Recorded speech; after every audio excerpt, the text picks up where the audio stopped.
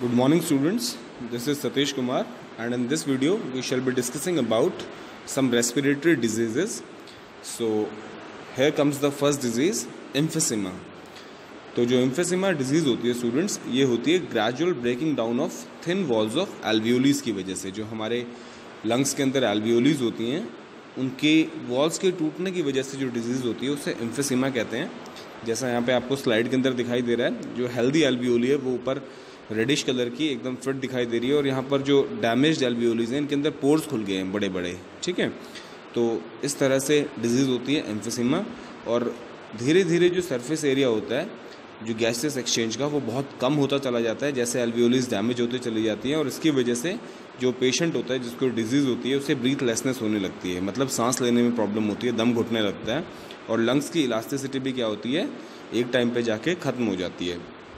So it is very difficult for the person to even inhale और exhale air, मतलब वो सांस लेने में बहुत प्रॉब्लम होती है उस पर्सन को जिसको एम्फिसिमा होता है।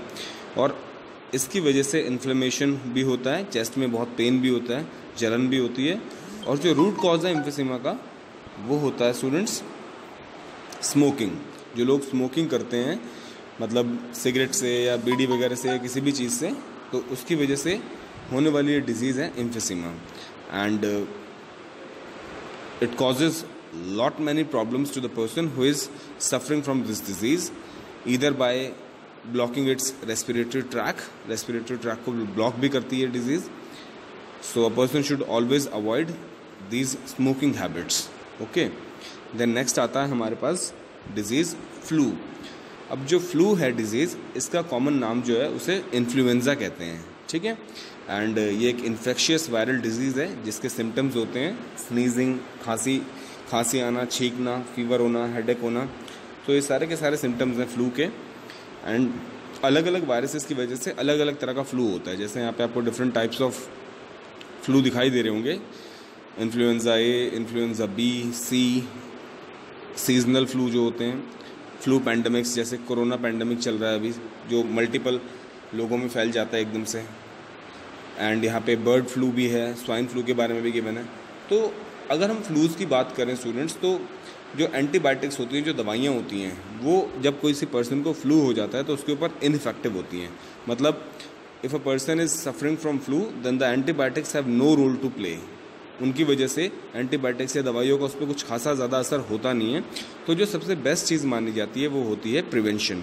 अ person should always prevent himself और herself so that he will not get infected from a flu. अभी कोरोना वायरस जैसे चल रहा है उसमें सबसे ज़्यादा यही बोला जाता है कि we should always use hand sanitisers while or after touching any surface, and we should always use mask so that this virus do not enter in our body while causing us this disease. Okay, so ये होती है हमारी second type की respiratory disease. अब हम आ जाते हैं third type पे। हमारा जो थर्ड टाइप है स्टूडेंट्स वो है अस्थमा, ठीक है। अब अस्थमा अपने आप में कोई डिजीज़ नहीं है, देखा जाए तो it is a kind of allergy, ठीक है। कई लोगों को होती है। So this is an allergic response which causes the air passage to contract their linings to swell. जब जो एयर पैसेज होते हैं उनसे जब हमारी एयर पास होती है तो उसमें स्वेलिंग आ जाती है उसकी वजह से। जैसा आपको स्लाइड के अंदर दिखाई दे रहा होगा कि जो ये हमारे ट्रैकिया के बाद ब्रोंकाइज जो होती हैं इनके थ्रू एयर पास होती है। तो यहाँ पे एक नॉर्मल ब्रोंकाई ट्यूब दे रखी है और आपको यहाँ अस्थमेटिक दे रखी है। तो अस्थमेटिक के अंदर क्या होता है, मस्कुलर कॉन्ट्रैक्शन हो जाते हैं, स्वेलिंग आ जाती है और म्यूकस जमा हो जाता है, ठीक है, जिसकी वजह से एक पर्सन को सांस लेने में बहुत प्रॉब्लम होती है, जिसकी वजह से रेस्पिरेटरी ट्रैक क्या हो जाता है, नैरो हो जाता है, and breathing becomes more difficult for a person who is having asthma. तो इसका ट्रीटमेंट कुछ इतना ज़्यादा नहीं होता है। अगर किसी पर्सन को अस्थमा अटैक एकदम से आए तो उसको अगर प्रॉपर ट्रीटमेंट नहीं मिलेगा तो उसकी जान भी जा सकती है। तो इसीलिए वो अपने पास क्या रखते हैं, एक पंप रखते हैं। आपने देखा होगा most of the asthmatic person are having a pump, जिसको वो अपने माउथ में डाल के पंप करते हैं और उन्हें क्या मिलता है, काफ़ी रिलीफ मिलता है उस चीज़ से, ठीक है। ये जो ब्लॉकेज है ये टाइम बीइंग के लिए खुल जाता है and they are able to breathe properly and to inhale and exhale air, ठीक है। तो इसीलिए बाकी डिजीज जो बाकी और दूसरी मेडिसिन होती हैं वो इनको रिकमेंड नहीं की जाती है अस्थमेटिक पेशेंट्स को, क्योंकि उनकी वजह से और भी कुछ उन्हें इश्यूज़ हो सकते हैं। सो स्टूडेंट्स, ये था अस्थमा के बारे में। अब नेक्स्ट डिजीज़ आ जाती है हमारे पास स्मोकिंग। ठीक है, स्मोकिंग से होने वाली diseases. I mean to say smoking is a habit which people are following. So कुछ लोग आपने देखा होगा सिगरेट स्मोक करते हैं, कुछ बीड़ी स्मोक करते हैं। तो ये सब बनती किससे हैं? ये सब बनती हैं जो टबैको के जो लीव्स होते हैं उनको ड्राई करके। ठीक है, तंबाकू जो होता है उसके लीव्स को ड्राई करके एक पेपर फिलिंग किया जाता है जिससे आपके सिगरेट्स बनते हैं। तो इनहेलिंग करने से इन टबैको के स्मोक को, क्योंकि जब वो जलाते हैं इनको तो इनका जो स्मोक प्रोड्यूस होता है उसको इनहेल करते हैं लोग, तो इसकी वजह से बहुत बैड इफेक्ट्स पड़ते हैं हमारे रेस्पिरेटरी ट्रैक्ट्स और लंग्स के ऊपर। जो टबैको होता है उसके जो वेपर्स होते हैं वो टार वेपर्स प्रोड्यूस करते हैं। ठीक है, जो चिपक जाते हैं हमारे लंग्स के अंदर, जो हमारी इंटरनल लीनिंग्स होती है लंग्स के अंदर, और it kills the hair linings and walls of windpipe. ठीक है, जो हेयर लीनिंग्स होती हैं हमारे विंड पाइप के अंदर उसको भी ये डैमेज कर देते हैं। And the dust particles are unable to filter out of the inhaled air by the hairs, और इसी वजह से जो डस्ट पार्टिकल्स होते हैं उनका फिल्ट्रेशन भी नहीं हो पाता।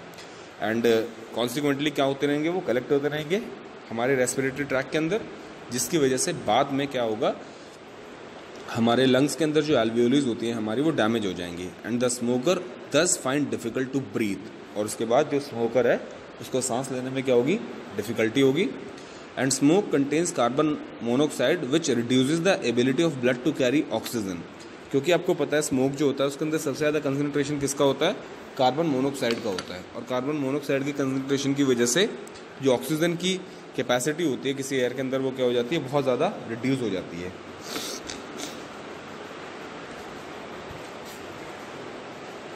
And it also contains various cancer causing substances, और जो धुआं होता है सिगरेट्स वगैरह का, इनके अंदर कैंसर कॉजिंग सब्सटेंसेज भी होते हैं जो अंदर जाके मल्टीपल रेस्पिरेटरी कैंसर्स का कारण बन सकते हैं।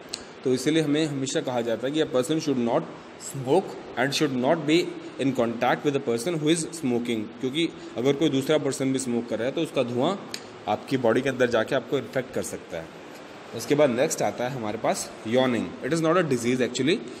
यॉर्निंग क्या होता है, it is an extra deep breath. जब आप एक बहुत लंबा सांस लेते हैं और उसे इनहेल करके एक्सहेल करते हैं, which occurs during a period of inactivity और शेलो ब्रीदिंग। जब आप बहुत ही थका हुआ फील करते हैं, इनएक्टिव होते हैं, बैठे रहते हैं, बहुत लंबी लंबी क्लासेस में भी यॉर्निंग करते हैं लोग। जैसे यहाँ पे आपको बच्चा दिखाई दे रहा है, ये लेटा हुआ है आराम से, इसको नींद आ रही है तो इसलिए इसने बहुत लंबी ब्रीथ ले ली, तो इसे यॉर्निंग कहते हैं। और इसके बहुत सारे अलग अलग एक्सप्लेनेशन और रीज़न हो सकते हैं। तो उनमें सबसे बड़ा और सबसे पहला रीज़न क्या माना जाता है कि हमारी बॉडी के अंदर जब कार्बन डाइऑक्साइड की कंसनट्रेशन बढ़ जाती है तो हम ये लंबी ब्रीथ लेके उस कार्बन डाइऑक्साइड को अपनी बॉडी से क्या करते हैं, रिमूव करते हैं।